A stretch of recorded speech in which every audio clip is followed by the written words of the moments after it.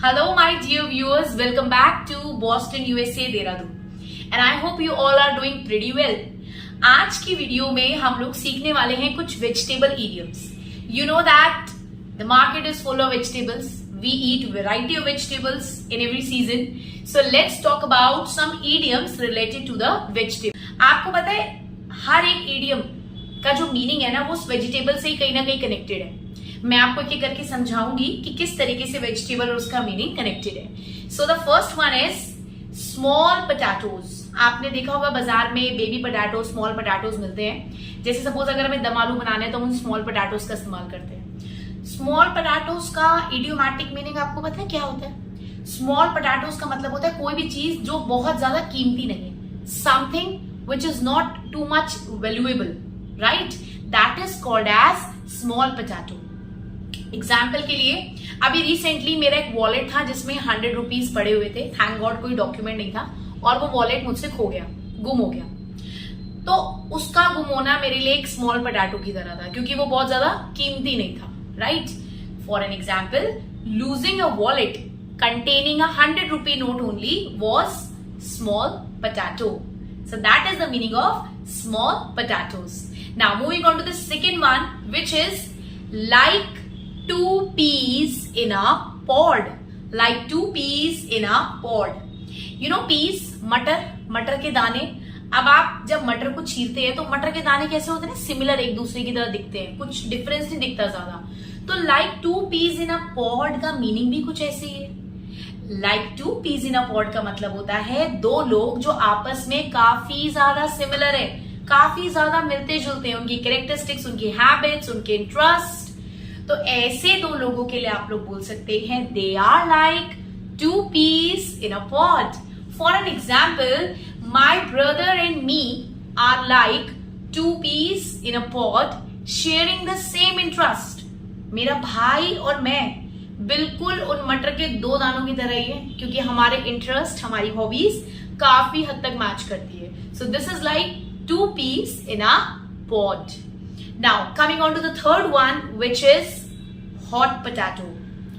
गरम आलू. समोसा खाते खाते एकदम से गरम आलू मुंह में आ जाए, हम कैसे उसको एकदम बाहर निकाल देते हैं, मुंह ना जल जाएगा. हॉट पोटैटो का मीनिंग भी कुछ ऐसे ही होता है गाइस. हॉट पोटैटो का मतलब होता है कोई ऐसा मैटर, कोई ऐसा क्रूशियल मैटर जो थोड़ा सा कंट्रोवर्शियल है, जिसको डिस्कस करना शायद थोड़ा सा मुश्किल है. ऐसे मामले के लिए, ऐसे मैटर को हम लोग बोलते हैं hot potato. For an example, हमारे इंडिया में सेक्स एजुकेशन की बहुत नीड है और सेक्स एजुकेशन जैसे क्रिटिकल टॉपिक को डिस्कस करना ही अपने आप में क्या है, एक hot potato, right? So we can say discussing the topic of sex education in India is a hot potato. Moving on to the next one, which is the fourth one, and that is like trying to grow potatoes on Mars. यानी कि मंगल ग्रह पर आलू उगाना, जो कि आपको पता है बिल्कुल ही इम्पॉसिबल है, नेक्स्ट टू इम्पॉसिबल है हमारे लिए.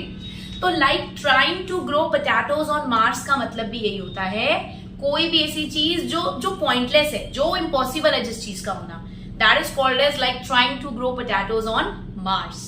For an example, इस व्यक्ति से ये उम्मीद करना कि ये प्रोजेक्ट टाइम पे दे देगा, ये बिल्कुल ये सोचने के बराबर है कि मानो हम लोग मंगल ग्रह पे आलू उगा रहे हैं. Expecting from him to give the project on time is just like growing potatoes on Mars.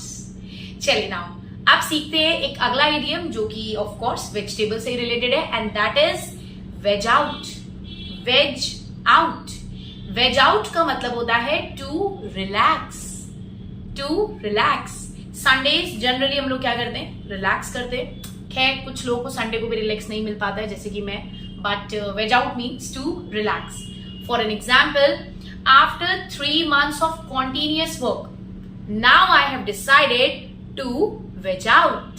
So veg out का मतलब होता है relax. Okay, now moving on to the next one, which is know the onions.